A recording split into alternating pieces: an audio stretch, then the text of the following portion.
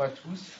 Merci à vous intervenants de votre présence. Merci à celles et ceux qui sont dans la salle et qui nous regardent également à distance.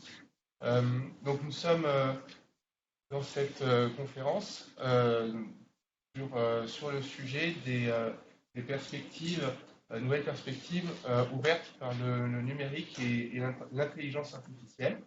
Donc nous aurons 4 intervenants. On commencera par l'intervenante. Donc Delphine Monnier, chef de projet billettique intégré au SMTC.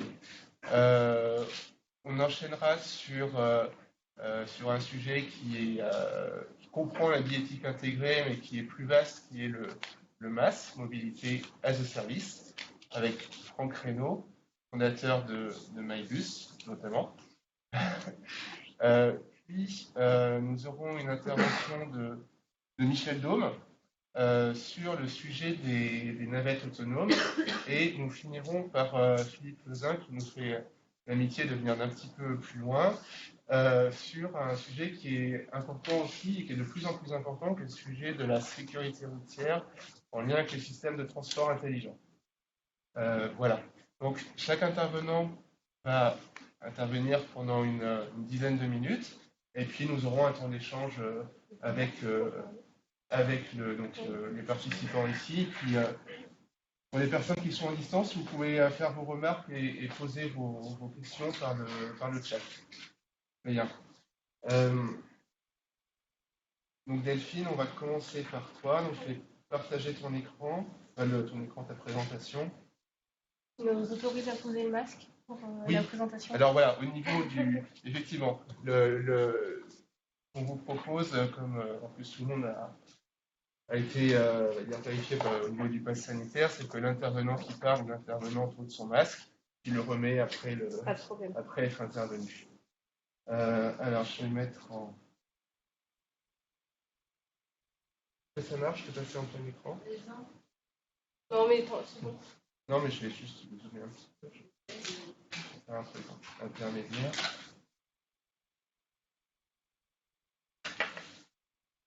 Voilà, bon, on va faire comme ceci. Et je vais te laisser l'ordi là-dessus. Ouais, pour passer les diapos. Passer les diapos comme tu veux. Très bien, merci donc.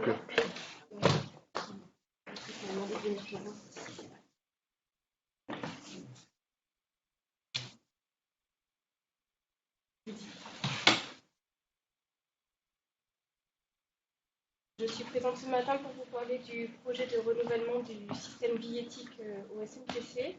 Alors, pourquoi on parle de renouvellement aussi? Quelques éléments de contexte. Le système qui est en place aujourd'hui a été installé en 2006 au moment du lancement du tram à Clermont. Donc, on est sur un système qui est obsolescent, où on n'arrive plus à trouver de composants pour le maintenir. Donc, l'idée est bien de renouveler ce système-là et puis de partir du coup sur des technologies qui sont nouvelles. Alors, dans ma présentation, je vais vous expliquer déjà un petit peu ce qu'est la billettique, à quoi elle sert pour tous les acteurs ou les utilisateurs du système billettique, vous présenter ce qu'on a prévu de déployer sur Clermont et puis vous donner quelques éléments un peu plus de contexte un peu plus global sur la gestion du projet. Alors, la billettique. Qu'est-ce que c'est? À quoi ça sert? Donc, c'est le système qui permet de gérer les types de transport. Donc, ça, c'est la vision un petit peu macro. Mais après, ça a des finalités un peu différentes selon les utilisateurs. Donc pour l'exploitant, l'objectif d'une billettique, c'est d'abord et avant tout de récolter la recette, parce qu'on est bien dans un système de vente de titres, donc c'est bien de récolter la recette. Mais ça a aussi un système très large qui permet de gérer la fraude. Et à travers les validations qui sont faites sur les équipements de validation, donc les valideurs, on est capable aussi d'avoir une connaissance très fine du réseau en place pour savoir qui valide, à quel moment, à quel arrêt, à quelle heure. Voilà, ça nous permet d'avoir vraiment des statistiques très étoffées sur notre réseau de transport. Donc ça, c'est l'exploitant, donc T2C dans notre cas. Pour le SMTC, donc collectivité, autorité organisatrice de la mobilité, nous, toutes ces remontées statistiques, elles nous permettent bien entendu de connaître parfaitement notre réseau et puis aussi d'adapter l'usage à une gamme tarifaire. Donc la billettique, telle qu'on va la développer, permettra d'aller beaucoup plus loin dans la finesse des gammes tarifaires qu'on pourra déployer sur notre territoire. Voilà, et si on parle de l'usager, donc oui, alors le BABA, c'est de pouvoir voyager dans les règles sur le réseau, et c'est demain de pouvoir disposer de canaux de vente étoffés. Ça, j'en parlerai un petit peu après. Ce qu'il est important de savoir, c'est que sur le futur système billettique qu'on va développer, on va être qu'on appelle interopérable avec la région Auvergne-Rhône-Alpes, c'est-à-dire qu'on va développer un support de titres, alors en l'occurrence la carte Oura, qui permet de voyager sur l'ensemble des réseaux d'Auvergne-Rhône-Alpes. Les réseaux équipés, elles aussi, d'une billettique Oura.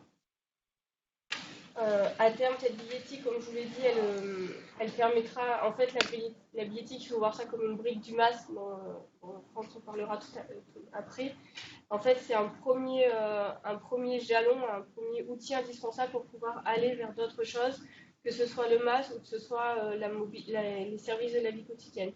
Parce que le support qu'on développe à Clermont, en plus d'être interopérable en Auvergne-Rhône-Alpes, il permet aussi de gérer d'autres services comme des services de la vie quotidienne. C'est-à-dire qu'en fait, dans la carte, il y a un identifiant qui permet après de donner accès à tout un tas d'autres services. Encore faut-il qu'on travaille avec les différents services qu'on voudrait associer. Ça peut être la bibliothèque, ça peut être des entrées de piscine.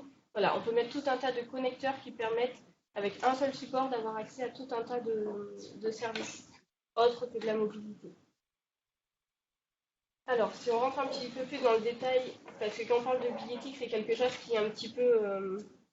on ne voit pas trop ce qu'il y a derrière. Je vais essayer de vous l'expliquer de manière très simple et très pratico-pratique. Donc, à Clermont, on va forcément modifier l'ensemble du système. L'élément le plus visible pour tout le monde, c'est les nouveaux valideurs et on va installer aussi des valideurs de quai. Pour l'usager, qu'est-ce qui va changer pour lui? Donc, des nouveaux canaux de vente. Donc, on va renouveler l'ensemble des DAT, ce qu'on appelle les distributeurs automatiques de titres qui sont en station.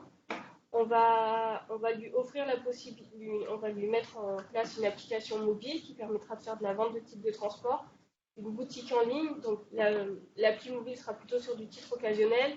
La boutique en ligne, elle, permettra plutôt de faire de la vente pour les usagers. Et puis, il aura donc des nouveaux supports, c'est-à-dire une carte Oura, et puis aussi des billets sans contact. Donc aujourd'hui, on était sur des petits tickets T2C magnétiques. Demain, on partira sur des tickets avec un format carte bancaire, le même format que la carte, mais qui seront rechargeables et recyclables. C'est-à-dire que sur ces titres-là, vous pourrez bien entendu les réutiliser et recharger des titres dessus. Et de manière très pratique, pour l'exploitant, qu'est-ce que lui, ça change? Et ben, déjà, pour installer ces nouveaux valideurs, il a fallu refaire le câblage complet de tous les véhicules, mettre en place une nouvelle architecture de communication, parce qu'on est sur des nouvelles technologies qui fonctionnent avec du déchargement de données en ligne. Donc, il faut installer tout un tas de nouvelles architectures de communication avec de la 4G, par exemple. On met à disposition des nouveaux portables de contrôle pour les contrôleurs. On change tous les équipements de vente, donc ça s'appelle des terminaux points de vente, donc à la fois ceux qui sont en agence, des équipements un petit peu plus simples chez les dépositaires, et puis une nouvelle suite logicielle qui va permettre de gérer tout ce qui est gamme tarifaire, remontée statistique, enfin, voilà, un nouveau système complet qui permettra de faire des choses un petit peu plus complexes à l'avenir. Oui. Moi, je t'interromps juste par rapport à nos auditeurs à distance. Oui. Ils me disent que pas mal d'essayer de parler peut-être un petit peu plus fort. D'accord. Parce que la captation est par micro ambiant. Moi, si tu peux parler un tout petit peu plus fort. Ok, je vais essayer, mais je suis un petit peu malade, un peu votre canard. Mais j'essaye. Tu fais au mieux. Donc là, c'était pour vous montrer les différents équipements qui vont être déployés. Et puis maintenant, je vais vous parler plutôt des fonctionnalités qu'on va mettre en service au moment de la nouvelle billettique. Donc la révolution un petit peu, mais qui est aujourd'hui en train de se déployer sur beaucoup de réseaux en France ou dans le monde, c'est l'open payment. C'est de dire que demain, on peut voyager avec sa carte bancaire sur le réseau. Donc la carte bancaire devient un titre de transport. C'est-à-dire que vous validez votre carte bancaire comme votre carte sans contact Oura ou votre billet sans contact Oura devant le valideur et vous avez automatiquement un titre de transport. Pardon. Donc j'en ai parlé un petit peu avant, il y a donc une appli mobile T2C nouvelle génération qui permettra de faire de la vente de titres, la boutique en ligne, l'interopérabilité régionale qui ça est quand même une vraie avancée. Hein. Et bien entendu, on pourra, avec ce nouveau système, bon, pas tout de suite, mais mettre en place le post-paiement. Le post-paiement, c'est le fait de voyager comme on le souhaite et d'être facturé selon son usage. Donc on voyage, on ne se pose pas la question de savoir si on a pris un abonnement, si on a un titre de transport. On valide son titre et à la fin du mois, on reçoit une facture au plus près de l'usage réel du nombre de voyages réalisés. Et puis, comme je vous l'ai présenté tout à l'heure, c'est le multiservice. Donc là, il faut qu'on travaille maintenant avec nos collègues en local pour pouvoir développer cette brique-là. Alors, quand on parle de billettique, je vais plutôt vous présenter un petit peu rapidement l'équipe projet et l'ensemble des personnes que ça mobilise. Il faut voir que c'est ce qu'on appelle un grand projet au SMTC parce qu'on va venir travailler avec énormément de partenaires. Donc, bien entendu, un industriel billettique, qui dans notre cas est Flowbird. On vient travailler avec un partenaire sur la e-boutique qui est un centre système, notre exploitant, parce qu'on mobilise énormément de compétences chez l'exploitant, que ce soit les administrateurs billettiques, les personnes qui s'occupent des courants faibles, courants forts, la sécurité sur les voies, parce qu'on vient installer des nouveaux valideurs, des nouveaux équipements sur les voies. Donc ça nous fait travailler aussi avec des entreprises de génie civil, par exemple. On a bien entendu un assistant à maîtrise d'ouvrage. On travaille également avec des partenaires pour nous aider dans toute la communication qui va accompagner ce projet-là. On travaille avec des gens qui nous aident aussi sur toute la question du RGPD parce que forcément, là, vous l'avez compris, on récupère beaucoup de données. Il y a l'open payment qui se met derrière tout ça. Donc, il faut absolument qu'on soit complètement raccord sur les questions de la RGPD. Et puis voilà, beaucoup d'autres prestataires parce qu'en fait, la billettique est en interface avec tout un tas d'autres petits systèmes qui permettent de gérer des ventes, de gérer des fraudes. Voilà, donc il faut que la billettique, elle fonctionne bien avec tout ce monde-là. Donc c'est un gros projet. Pour vous donner... alors, en termes de coût d'abord, hein, le projet billettique, c'est un projet où on investit quasiment 10 millions, exactement 9 520 000 euros. Et qui est subventionné largement par le FEDER et le contrat de plan État-région.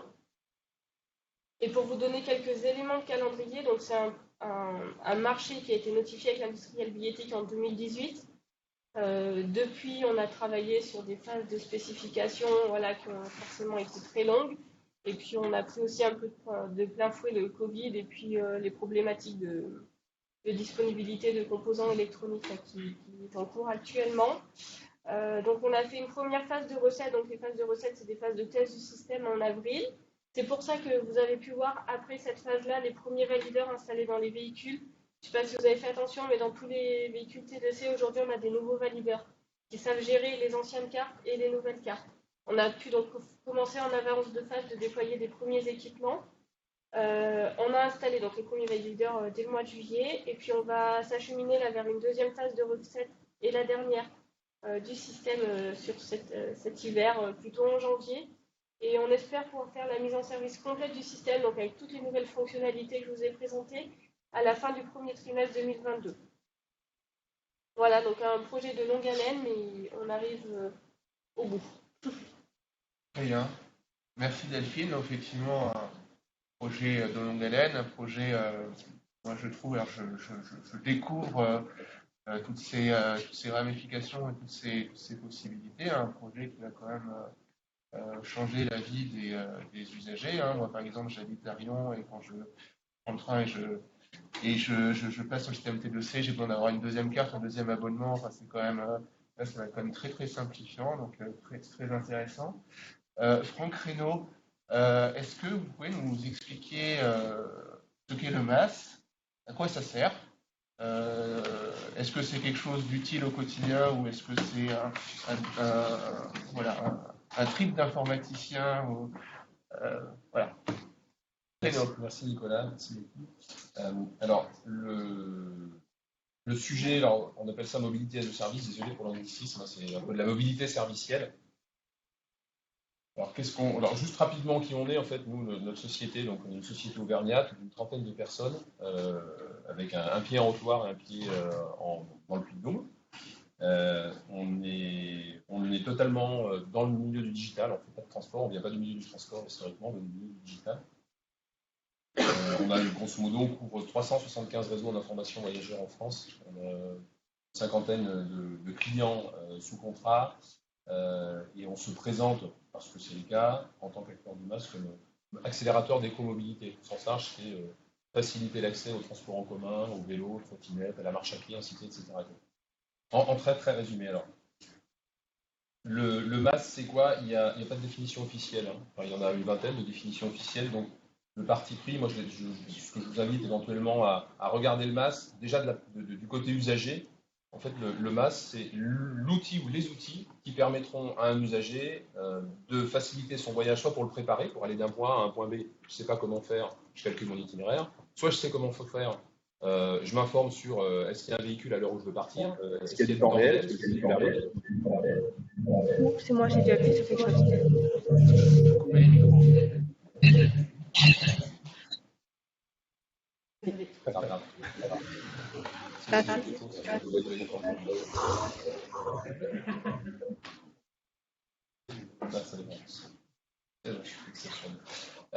Donc l'usager prépare son voyage, il peut acheter son titre, il s'informe sur la disponibilité des véhicules.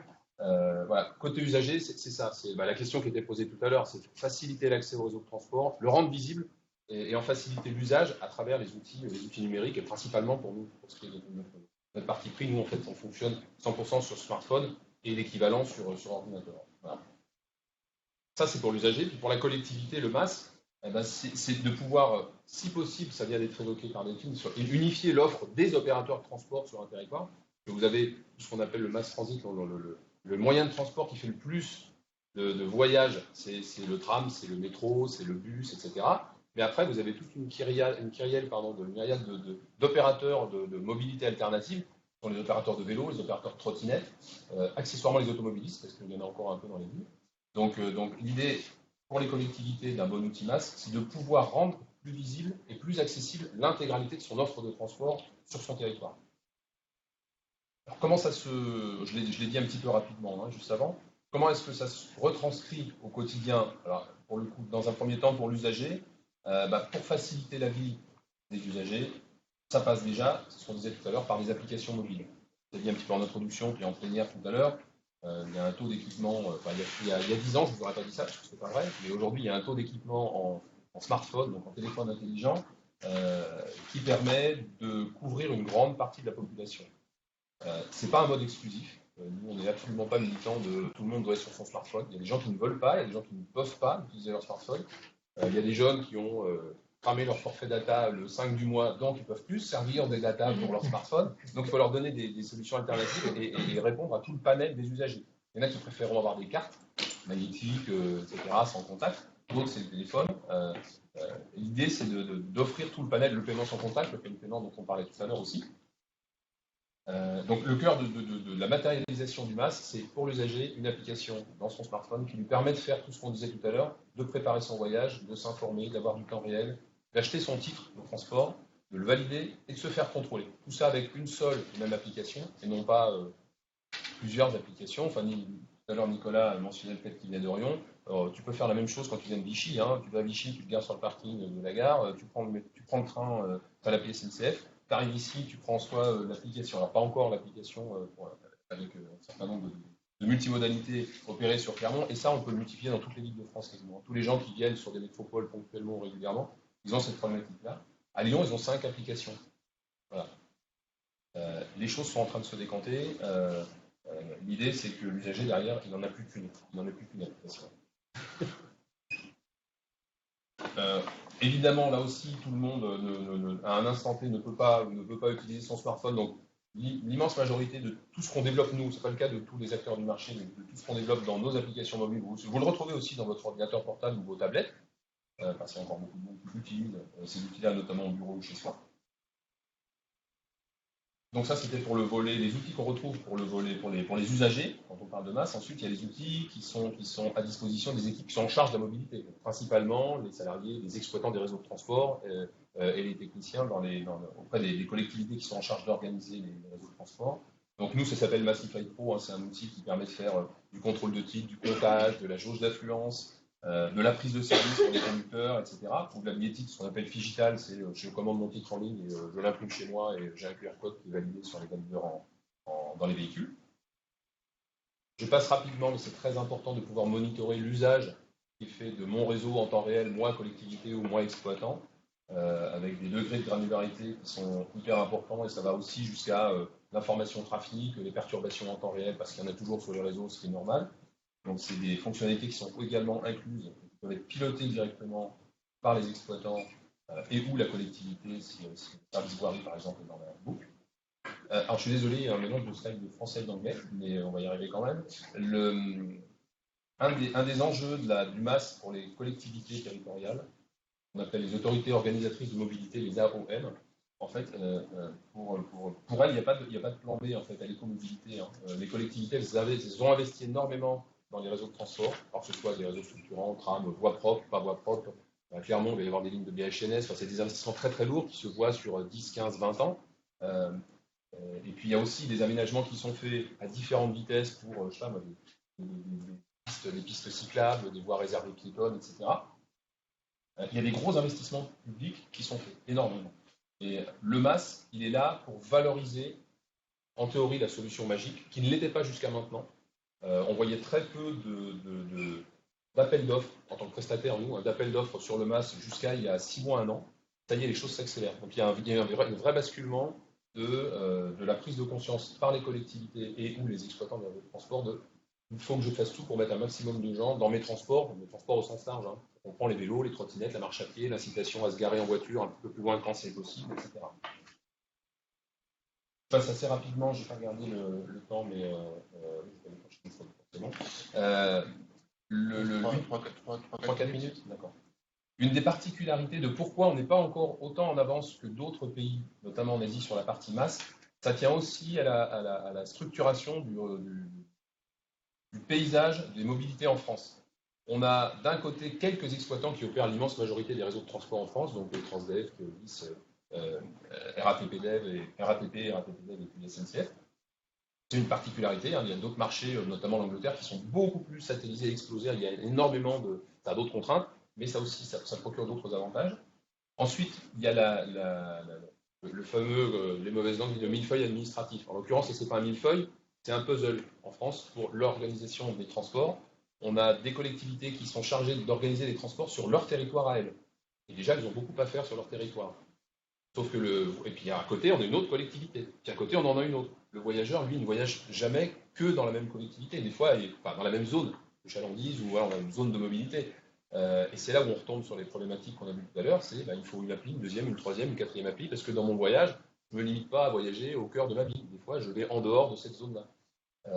Donc c'est aussi une des particularités, c'est l'organisation administrative des mobilités sur le territoire, qui fait qu'on jusqu'à maintenant, on ne voyait pas encore de projets masse en grande quantité sur le territoire français.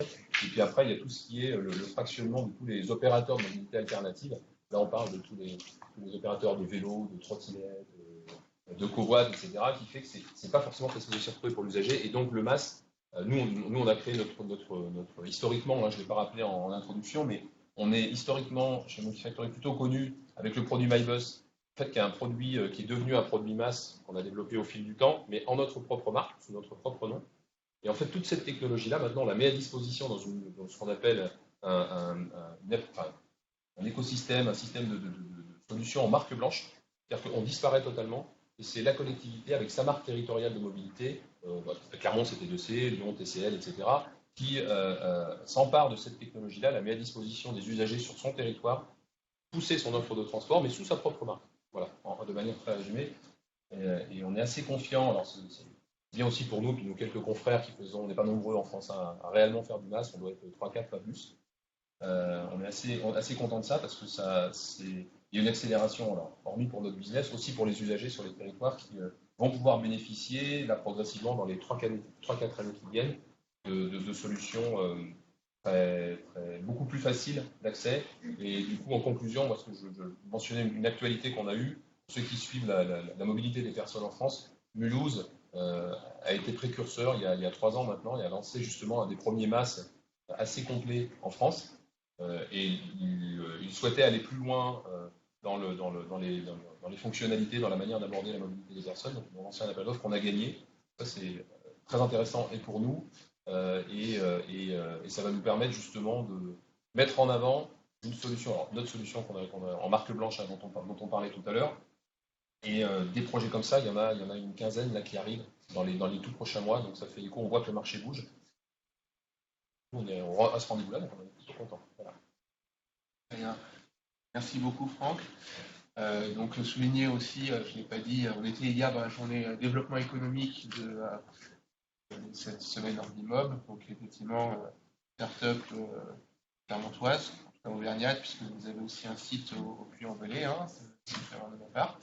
Voilà, donc c'est chouette d'avoir des acteurs innovants comme vous sur nos territoires qui conquièrent des marchés après dans toute la France. Voilà. Donc on a vu finalement deux démarches qui sont en partie liées, mais je dis avec mes mots, hein, mais quelque part qui apportent plus d'intelligence pour l'usager, avec plein d'outils, avec des simplifications, avec une ergonomie, avec peut-être aussi de la lisibilité, peut-être encore davantage de lisibilité à apporter à l'usager, surtout en phase de transition.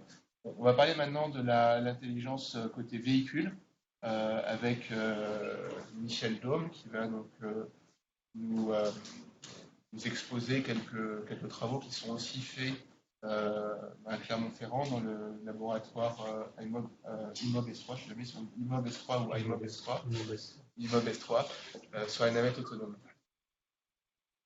Donc, bonjour à tous, donc on va changer effectivement, on va rester dans le contexte du numérique, mais on va changer un petit peu d'optique, puisque là on est plutôt sur la conception de nouvelles technologies qui permettent d'offrir de nouvelles mobilités.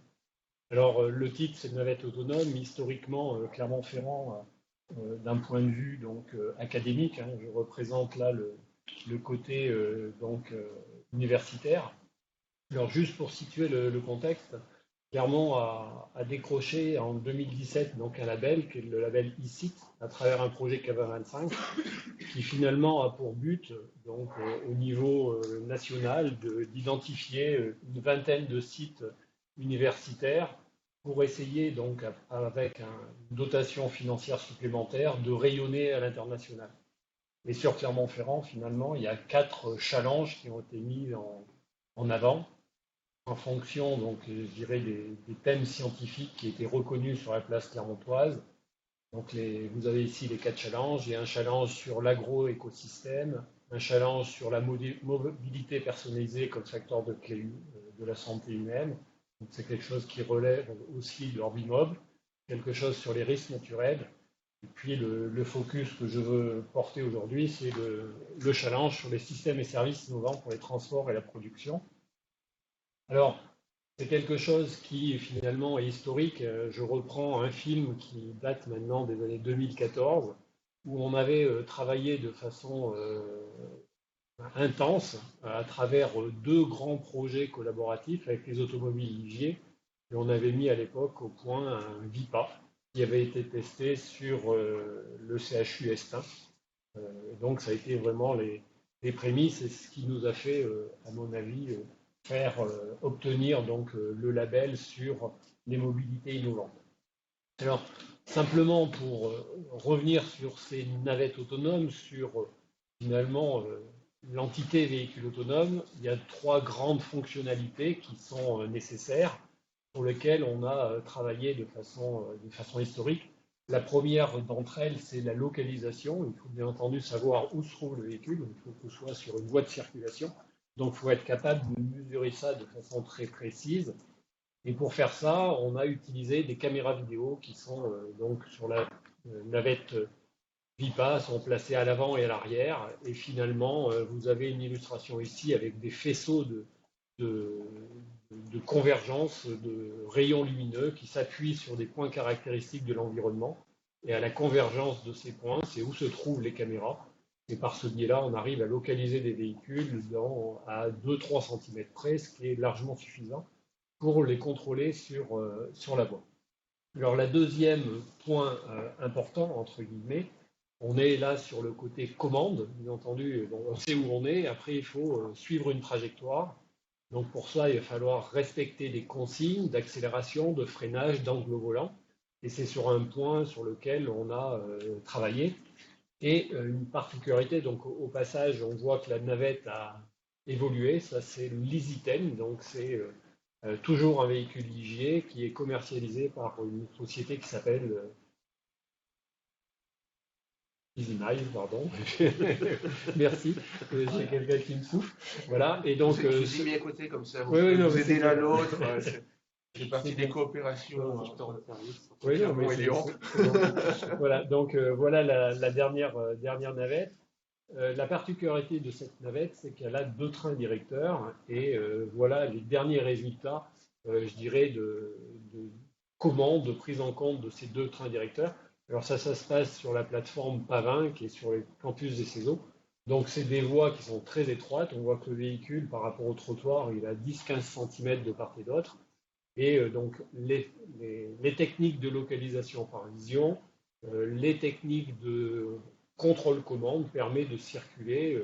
Et on voit que ce type de véhicule peut après, donc dans des environnements urbains, être déployé avec finalement des emprises au sol relativement fines. Et le dernier point, bien entendu, là on s'est localisé, on s'est commandé, donc respecter une voie de circulation. Après se pose la question de l'interprétation de l'environnement et donc, bien entendu, des dangers potentiels. Et ça, c'est le point dur, entre guillemets, actuellement, sur la mise au point des véhicules autonomes. Et sur ce volet-là, entre guillemets, on a, bien entendu, des avancées qui relèvent de l'intelligence artificielle, puisque c'est un autre terme de cette édition du projet donc Ordimob. Et là, donc jusqu'à présent, que ce soit au niveau localisation, au niveau commande, on était plutôt dans le numérique, on utilisait des capteurs et on interprétait les données. Là, on va basculer sur l'intelligence artificielle. Alors bon, on utilise des réseaux de neurones, de l'apprentissage profond. Alors là, vous avez des choses qui sont standards, entre guillemets, un peu des cas d'école, où on essaye de reconnaître des pommes, des poires, des tomates ou des animaux. Bien entendu, ça se translate de manière relativement facilement, je dirais, dans le contexte des navettes autonomes, et on obtient, je dirais, des résultats intéressants. Alors, il faut voir que l'intelligence artificielle a fait des progrès énormes ces dernières années à travers 2 éléments qui sont indissociables. Déjà, donc, il faut des calculateurs. Donc, on a des arrivées de GPU. Donc, finalement, on a détourné les composants graphiques des ordinateurs pour utiliser et faire des calculs pour réseau de neurones. Et puis, on a des bases de données qui, au départ, représentaient quelques milliers d'images. Maintenant, c'est des millions d'images. Et ce qui est important, c'est qu'elles soient annotées. C'est-à-dire que ces images, il faut par exemple reconnaître dans les images des feux tricolores, des passages piétons, des voitures, des vélos. Et on utilise ça maintenant pour interpréter l'environnement.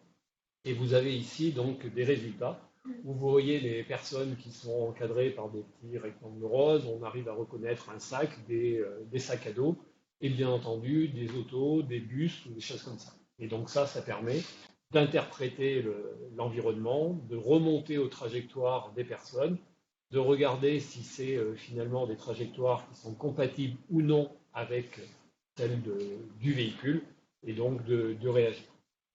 Donc voilà.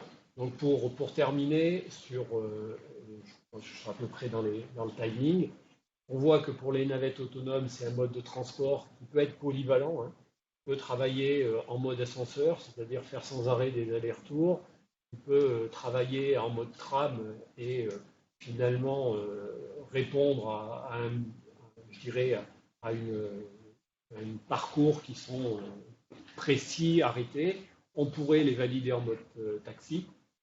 L'intérêt de ces dispositifs, c'est que finalement, il n'y a pas besoin d'infrastructures spécifiques. C'est quelque chose qui se repère seul dans son environnement. C'est une technique qui peut être peu onéreuse. Alors là, les modèles économiques, on pourra en parler plus globalement, mais dans ce qui est réalisé donc, sur le site de Clermont-Ferrand, on utilise des caméras vidéo pour localiser un véhicule, donc c'est quelque chose qui est peu onéreux. C'est d'une très grande flexibilité, on est capable de déployer, et on le fait très souvent, on a des des tests actuellement sur le plateau de Gergovie, sur une liaison entre Néry-les-Bains et Montluçon, et on déploie la navette de manière quasi instantanée. Et puis c'est quelque chose qui finalement n'est pas sujet à la couverture végétale ou à une couverture par un plafond, et on n'a pas besoin réellement de couverture GPS. Puis les perspectives, je dirais, qui relèvent actuellement de thèses au laboratoire, on utilise l'intelligence artificielle pour avoir une interprétation fiable de l'environnement. Et derrière, un des challenges que l'on lève, sur lequel on travaille, que l'on ne trouve pas actuellement chez les navettistes, c'est l'évitement d'obstacles dynamiques. On sait éviter des obstacles statiques. Dès que ça devient dynamique, c'est beaucoup plus dur. Et pour nous, ça relève actuellement de questions de recherche. Et je vais terminer là mon exposé. Merci beaucoup, Michel. Je crois d'ailleurs ne pas me tromper en disant que la navette autonome pourrait être essayée place de Jaude ce samedi dans le cadre de la journée Herbimob grand public. Hein, samedi, elle est présente sur la place de Jaude. Voilà. Tous ceux qui veulent venir découvrir cette navette et poser des questions aux ingénieurs qui l'ont mis au point sont les bienvenus. Donc ce sera tout à fait passionnant. Elle est présente, elle roule. Elle va elle se poser sera dans un coin. Alors elle va vous déplacer sur quelques centaines de mètres sur la place de Jaude, mais elle est opérationnelle. Bon, ben ça, je pense que c'est une occasion tout à fait intéressante pour le grand public d'essayer. Merci Michel. Tu as abordé brièvement et on va pouvoir, grâce à Philippe Vézin, revenir dessus et peut-être brosser un tableau assez large de quelques enjeux, quelques solutions, quelques pistes sur l'utilisation de l'intelligence des transports. Je le dis au sens large, peut-être faut-il définir ce que c'est des systèmes de transport intelligents pour améliorer la sécurité routière, qui est bien sûr un enjeu très important. Et on a parlé juste avant, l'introduction, Patrick Oliva a évoqué en introduction cette question de la sécurité routière, notamment au fur et à mesure où on passe d'une automobile omniprésente à une juxtaposition de différents modes de transport, y compris les modes doux, vélo, marche, ou contrairement aux véhicules, quand on se promène dans l'air, quand on traverse la rue, on n'a pas de carcasse en métal pour nous protéger s'il y a un choc. Donc un enjeu important, comment la machine, comment l'intelligence artificielle peut aider à améliorer la sécurité routière de ces différentes situations. Ça va ? Oui, merci beaucoup. Merci de m'avoir invité déjà. Peut-être rappeler, vous présenter bien sûr dans vos différentes casquettes. Donc je vais me présenter rapidement. Donc moi je suis directeur de recherche à l'université Gustave Eiffel. Je suis basé à Lyon. Gustave Eiffel c'est quelque chose de national, mais moi je suis basé à Lyon. Je viens de la sécurité routière, plutôt des crashs, protection des usagers. Voilà. Je suis surtout là au titre de l'invitation de intervenue via ma casquette au pôle de côté CARA, directeur du programme sécurité et sûreté. Et puis, je vais pouvoir rebondir juste sur ce que c'est l'intervention de Michel. Je suis aussi coordinateur d'un projet national qui vise à déployer des navettes autonomes en vrai, sur le terrain, sur des territoires. Dans le cadre de l'appel à projet EBRA, il y a un grand plan d'exploitation de véhicules autonomes dans le cadre de la stratégie nationale. Pour ça, mais peut-être qu'on en discutera au débat après, je serais moins dithyrambique sur le fait qu'il n'y a pas besoin d'infrastructure, qu'il n'y a pas de problème de couverture végétale et sur la fin. On voit que concrètement, alors je sais que ce qui se fait notamment chez vous et dans d'autres milieux universitaires, il y a des choses excellentes sur cette question-là. Concrètement, en vrai, lorsqu'on met une navette sur le terrain, c'est pas si simple. On est quand même toujours à mettre des poteaux tous les 12 mètres pour que la navette ne se perde pas, y compris en ouvrage. Bref. Voilà, ça pourrait être un objet de discussion. Mais c'est lié à la sécurité quand même, c'est très important. Donc oui, alors pour revenir au véhicule autonome, effectivement, parmi les nombreuses promesses du véhicule autonome, il y a le fantasme du zéro accident. la promesse du zéro accident, selon qu'on est pessimiste ou optimiste. Moi, je vais un peu casser l'ambiance dans ma présentation, vous allez voir, c'est pas très grave. Bon, aujourd'hui, on en est loin quand même, et moi, je préfère parler d'automatisation que de véhicules autonomes. Voilà, commencer. Je suis pas le seul, on a eu un séminaire avec la DSR, donc la sécurité routière, ministère, vous avez bien rappelé à l'ordre aussi, on parle de véhicules automatisés. Bon, ceci dit, ça va quand même, on espère, grâce à l'intelligence artificielle, grâce au numérique, c'est pour ça qu'il faut toujours dire que le véhicule autonome est connecté. Le connecté est important. On devrait réduire quand même énormément le nombre d'accidents et aussi leur gravité. Bon, ce qu'on sait, c'est qu'en gros, 90% d'accidents, c'est la faute de l'humain. Alors, pour diverses raisons, ça peut être le non-respect des règles, ça peut être des mauvaises compétences, quelqu'un qui ne sait pas forcément très bien maîtriser son véhicule, très bien conduire, et ça peut être aussi des problèmes de vigilance, de distraction, d'émotion, et et puis aussi des pannes mécaniques. Donc il y a tout ça qui se superpose. Donc en fait aujourd'hui, qu'est-ce qu'un véhicule sait faire? Un véhicule, il ne sait pas faire grand-chose, un véhicule normal, c'est le conducteur qui va gérer l'accident. Malgré tout, on commence à avoir des systèmes, depuis une quinzaine d'années maintenant, qui sont des aides à la conduite. Le premier, c'est l'ABS, c'est déjà une automatisation du véhicule. Maintenant, il y a le contrôle de trajectoire, il y a les régulateurs de vitesse, etc., qui sont vraiment des systèmes qui ont permis de réduire très très fortement la gravité des accidents et le nombre de blessés. C'est une chose. Et puis les questions, on les traite d'accidents de la route. Aujourd'hui, on les traite sur les divers volets de la sécurité. Alors, je ne sais pas si vous êtes très familier, mais voilà, c'est première, secondaire, tertiaire. Tertiaire, c'est après l'accident. Donc, on organise des secours. Là aussi, le numérique peut aider. On peut appeler les urgences plus rapidement. On peut gérer la situation pour que les secours arrivent et repartent facilement. Il y a déjà des solutions qui sont dans les labos de recherche. On commence à faire un pré-tri. Grâce à l'analyse de l'accident, grâce à le traitement des données, par exemple des boîtes noires, un certain nombre de choses, on peut arriver à dire, là, il faut plutôt l'envoyer dans un hôpital qui fait de la cardio que dans un hôpital qui fait de la neuro. Là, c'est des choses qui vont émerger grâce au numérique.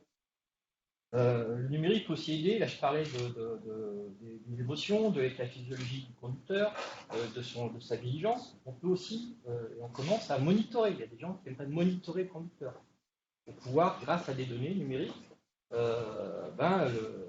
améliorer la situation lorsque l'accident va arriver. On pose aussi des questions de RGPD, parce que là, on traite des données de santé. C'est assez important. Mais on sait le faire. Donc, si je reviens à mes ADAS, donc de plus en plus, ceci avance. Il faut aller vers les véhicules. Donc, les aides automatisées à la conduite. Donc les ADAS, c'est typiquement les régulateurs de vitesse, les contrôles de trajectoire, ça peut être un radar de recul, pour leur faire des manœuvres de recul, ce genre de choses. Donc il y en a de plus en plus dans les voitures. Petite anecdote, moi il y a 5 ans, j'ai eu la chance d'essayer, je pense que c'était une Honda, avec beaucoup de systèmes, tout ce qu'ils avaient, en fait c'était de la démonstration. J'ai fait la moitié de Genève-Lausanne sur l'autoroute, je n'avais ni les pieds, ni les pédales, ni le volant. Et la voiture suivait le flot, ralentissait, accélérait en fonction de ça. C'est très bien, c'est grâce au numérique, mais ça peut poser des problèmes, puisqu'en fait, ça clignotait de partout, ça bipait de partout. J'ai l'impression d'être dans un avion de chasse, mais c'est finalement assez anxiogène. Donc voilà, il y a aussi encore des choses qui peuvent être évaluées et améliorées sur ces choses. Il y a encore une fois la question d'interface avec l'humain. Voilà, là on est sur vraiment des questions d'interface homme-machine pour optimiser ces choses-là. D'ailleurs, il y a beaucoup de chercheurs qui travaillent sur les comportements, qui travaillent sur comment filtrer le message. Est-ce qu'on donne toute l'information au conducteur? Est-ce qu'on la filtre? Est-ce qu'on la retarde? Voilà. Parce qu'il va avoir une charge cognitive trop élevée et il peut se mettre en panique. Et si on lui demande de reprendre la main, si l'automate lui dit maintenant, moi je ne sais plus faire, c'est à toi de reprendre le volant, le temps qu'il comprenne la situation, s'il a trop d'informations, il va dans le crash. C'est ce qui est arrivé récemment aux accidents de Tesla, en fait. Alors, Tesla n'est pas un véhicule autonome. C'est tout simple, avec beaucoup d'ADAS. Mais, dans l'absolu, on va arriver vers des véhicules de plus en plus automatisés, et l'idée, c'est que ce ne soit pas non plus le conducteur qui reprenne la main en cas de problème, mais que ce soit le véhicule garde la main ou qu'il la prenne sur le conducteur en cas de problème. Là, on va avoir besoin de numérique et avoir besoin de l'intelligence artificielle. Et c'est là où il y a encore beaucoup de choses à faire. Mais bon, donc j'espère que dans le futur, on pourra avec ces choses-là pour diminuer effectivement ce risque. Mais ça veut dire qu'il faut, pour ça que j'insistais au début sur l'aspect connectivité, il va falloir que beaucoup d'informations soient échangées entre le véhicule et les autres véhicules, entre le véhicule et l'infrastructure. Il va falloir qu'on travaille, et c'est vrai que là, pour le coup, les travaux qui sont faits à Clermont sont très importants, parce que j'ai vu des choses très intéressantes sur la perception. Le véhicule va falloir qu'il soit capable de comprendre son environnement, savoir quelle est la meilleure stratégie d'évitement des véhicules qu'il doit faire. Il va falloir qu'il détecte des piétons. Ça, c'est un vrai sujet. Aujourd'hui, une navette autonome, si je reprends une navette autonome, une Navia, on va parler de l'IMAG, par les concurrents, l'IMAG c'est pareil, elle ne sait pas faire la différence entre un enfant et un carton qui est posé au milieu de la chaussée. Dans les deux cas, elle s'arrête, et comme l'a dit Michel, aujourd'hui, elle ne sait même pas faire la manœuvre d'évitement. Lui de reprendre la main. Donc là, il y a des choses à faire, énormément. Parce qu'il va falloir détecter les faux positifs, des vrais négatifs, pour ne pas écraser la personne, pour ne pas... ce qui s'est passé au Jeux Tokyo, aux Paralympiques, où en fait une navette s'est arrêtée croyant qu'un piéton allait traverser. Alors là, les opérateurs ont dit non, il ne va pas traverser, ils ont repris la main et ils ont écrasé le piéton. C'est pas la navette qui en cause, c'est l'opérateur. Mais voilà, tout ça, c'est quand même des choses qui, grâce au numérique, devraient s'améliorer. Qui était un aveugle en plus, le piéton. Et une chance de médaille pour les Japonaises qui a fait un grand scandale au Japon. Bref. Mais c'était un véhicule non français. Pour Isema, où j'en étais. Oui. Donc tout ça pour dire qu'effectivement, on va faire que le véhicule, il améliore sa perception, il améliore son analyse dans l'environnement pour avoir une meilleure décision, pour se substituer au conducteur, ou quand il n'y aura plus du tout de conducteur. Donc tout ça, c'est un dialogue avec l'infrastructure aussi. Il va falloir comprendre le trafic, il va falloir comprendre ce qui se passe, certaines conditions. Donc c'est là où le numérique va devenir fondamental et très important. Avec peut-être ce qui peut poser une question, un dilemme, c'est que bon, quand tous les véhicules sont autonomes, si un jour ça arrive, ça veut dire la question va être résolue. Hein. Bon, on est sur l'automatisme, c'est régulé, chacun sait ce qu'il a à faire, tout se passe bien. Et pendant toute la période qui va durer un certain temps, et je pense que je ne verrai pas la fin de mon vivant, où il va y avoir du trafic mixte, il va y avoir des gens qui conduisent, il va y avoir des piétons qui vont traverser, il va y avoir des deux roues qui vont circuler, il va y avoir des animaux qui traversent la route. Hein. Voilà. Il peut se passer plein de choses. Donc cette mixité, le véhicule autonome, lui, va falloir aussi qu'il comprenne les intentions des personnes. Moi, je cite souvent l'exemple, je dis ça à mes étudiants, c'est, je prends la situation du rond-point. Aujourd'hui, vous allez arriver à un rond-point, qu'est-ce que vous faites? Vous analysez la situation. Vous voyez si les gens qui sont dans le rond-point roulent vite, pas vite. Quand vous creusez un regard, avec notre expérience, notre savoir-faire, à un moment, on se dit, je passe. Donc, je prends un risque. Je tente ma chance. Voilà. Aujourd'hui, le véhicule autonome, il ne prend pas de risque, il ne prend pas sa chance. Qu'est-ce qui peut se passer? Alors, je vais caricaturer un peu. Hein. Qu'est-ce qui peut se passer? C'est que l'humain, à force de savoir que le véhicule autonome, lui, ne passera pas, qu'est-ce qu'il va faire? Il va forcer le passage. Et votre véhicule autonome peut rester toute la journée à l'entrée de rond-point. Encore une fois, je caricature exprès le trait. On voit même celui qui est derrière, il en a marre, du coup il double et c'est voilà. Donc la question, c'est est-ce qu'on va vers un système totalement automatisé, les métros automatiques? Alors ça va demander tellement de flux de données, mais là je ne suis pas spécialiste, je ne sais pas comment le faire. Soit on autorise et on programme l'intelligence artificielle pour qu'à un moment donné, elle fasse comme nous. Elle décide d'y aller. Ça, je pense qu'il y a des vraies réflexions, ça va prendre un certain temps. Donc, bon, j'ai peut-être donné l'impression de beaucoup limiter l'usage du véhicule autonome. Il y a un point sur lequel je suis totalement convaincu, c'est qu'en termes de sécurité routière, pour moi, il n'y a pas de débat, ça va améliorer grandement la situation. Voilà. On va diminuer le nombre d'accidents, on va diminuer la gravité des accidents. Et je vais terminer là-dessus, mais quand même, tant qu'on aura cette zone de trafic mix où il peut y avoir quand même encore des accidents, peut-être qu'on va avoir des choses différentes. Et moi, mon métier initial, c'était de comprendre la protection des usagers, comment arriver les blessures. Donc on se dit, aujourd'hui, on est à peu près un SAPTOT, hein. On protège très bien les occupants en cas d'accident. Crash test, les handicap, tout ça, c'est merveilleux. Mais avec ces nouveaux accidents moins graves, mais avec d'autres types de blessures, parce que les gens auront des postures différentes, seront allongés, dos à la route, dormiront, enfin, que sais-je. Peut-être qu'on va avoir des nouvelles blessures, moins graves, mais différentes. Peut-être que les systèmes de protection actuels ne fonctionneront plus, il va falloir les repenser. Voilà. Donc tout ça fait que le véhicule autonome ne va pas solutionner tout de suite la sécurité routière, par contre va très grandement l'améliorer. Merci. Merci beaucoup Philippe Bézin. On va passer à une moment d'échange avec la salle et avec également, s'il y a des questions ou des remarques à distance, c'est par le chat. Et Sandrine, est-ce que tu pourras les Olivier ou Michel? Oui, j'ai répondu en ligne. D'accord. Bon. Voilà. Si on a d'autres, on va commencer. Je peux les rappeler et refaire des on va commencer par une question dans la salle. Hélène? Oui, moi j'ai une petite question. Donc, Hélène Fantinuti du pôle de compétition, etc. Donc, je connais un certain nombre d'entre vous physiquement et d'autres, j'ai appris à les connaître récemment. J'ai eu deux réflexions. C'est pas vraiment des questions, c'est deux réflexions par rapport à tout ça.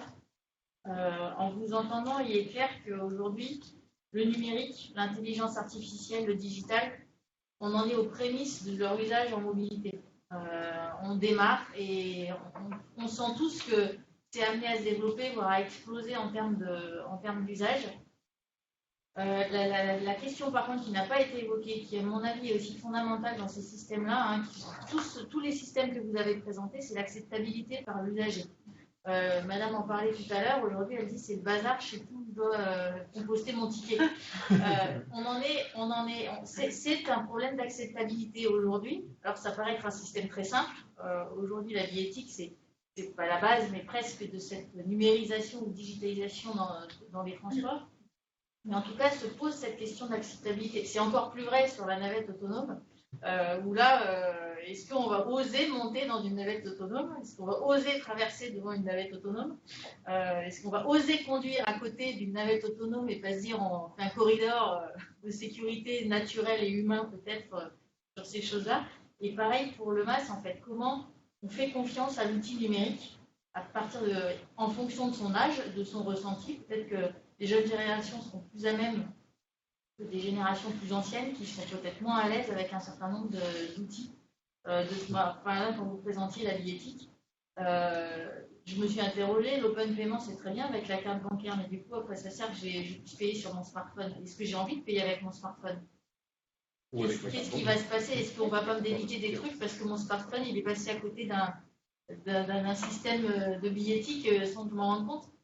Aujourd'hui, voilà, le sans contact bancaire, on s'y est fait encore plus avec le confinement, mais ça fait partie des problèmes d'acceptabilité qui sont, à mon avis, fondamentaux pour que toutes ces technos se développent de manière considérable.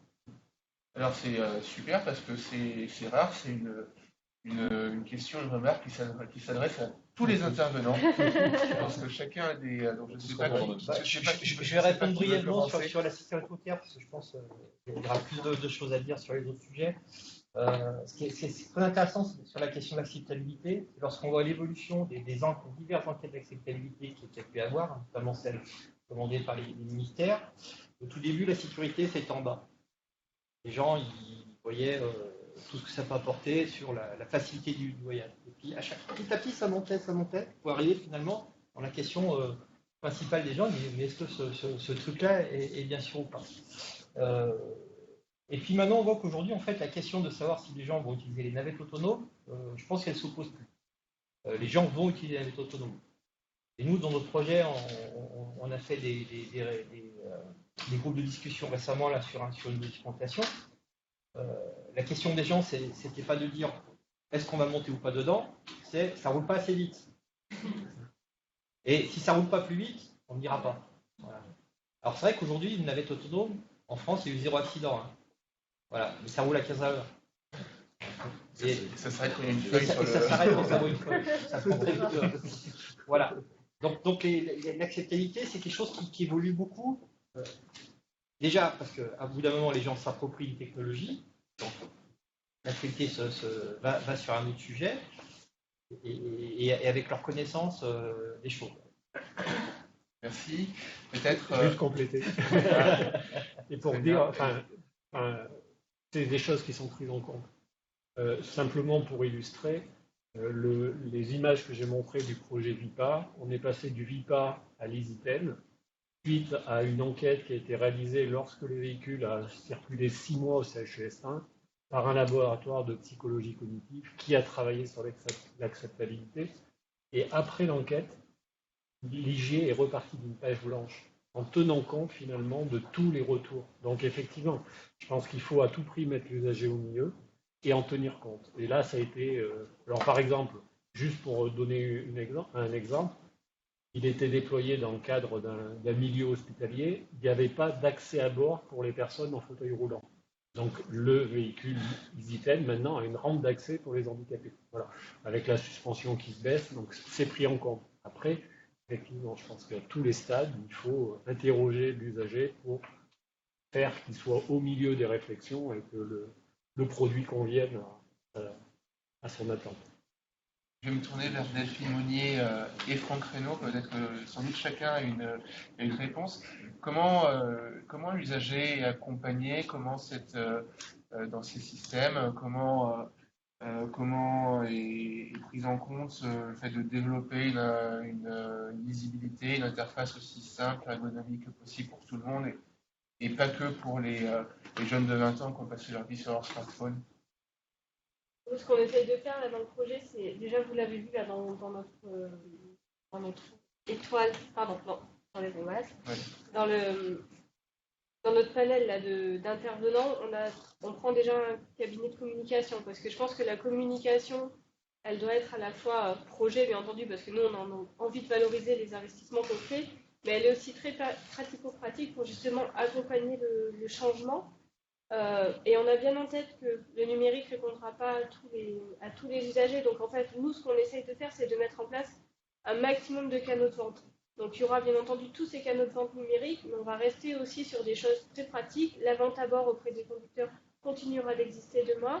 On va mettre en place donc, les distributeurs de titres qui existent aujourd'hui, on continue de les développer. Le support change, mais le fonctionnement du titre est le même. Voilà, donc on essaye d'aller vers les technologies numériques parce qu'aujourd'hui, elles répondent à aussi un besoin, un choix. Nous, on voit, pendant le Covid, au SMTC, on a mis en place le ticket SMS. C'est un système qui marche du feu de Dieu. Aujourd'hui, il y a 25% des ventes de titres unitaires qui se font via le ticket SMS. Quelque chose sur lequel on n'avait pas forcément parié au départ. Donc, il y a quand même une vraie appétence, un vrai besoin pour les usagers aussi d'aller vers cette technologie-là, mais on reste aussi sur des choses très pratico-pratiques.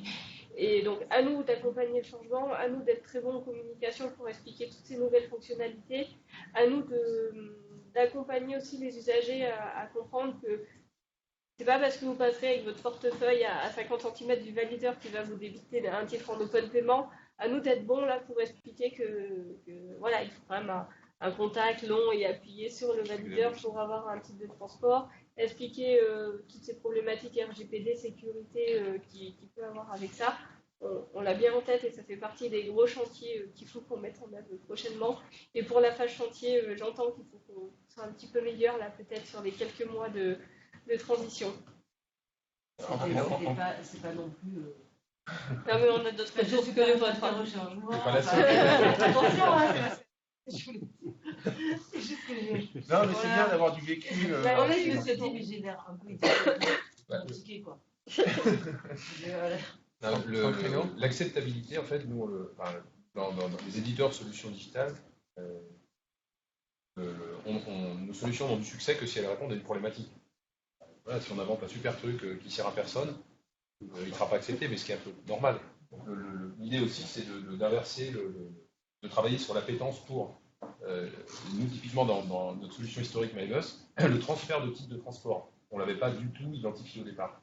On voulait le faire beaucoup plus loin. Et on a fait 2-3 salons au tout départ, il y a plusieurs années, et on a notamment Vivatech à Paris.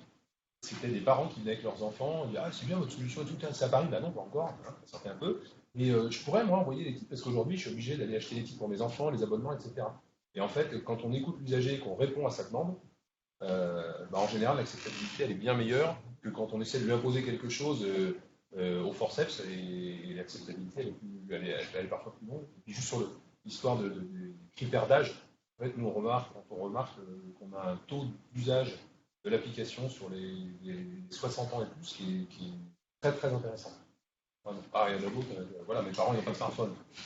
D'accord, on peut pas l'utiliser, mais dans tous ceux qui ont des téléphones intelligents et qui même s'ils ne sont pas des dieux, se débrouillent plutôt pas mal en général, on a des taux d'acceptabilité super intéressants. On va regarder s'il y a des questions dans le chat, une question dans le chat, et puis après, Gérard Bonheur dans la salle. Il y a... Enfin, je peux dire ce qu'il y avait comme question. Il y a une, donc, Pascal, que je ne connais pas, qui posait la question de savoir à quelle vitesse roulait une navette autonome. Mais ça a été dit, c'est 15 km/h. Et quelle est une cible possible d'exploitation. Et je parlais de rabattre des usagers sur des stations de tram, de bus, à partir de quartiers non desservis. Voilà.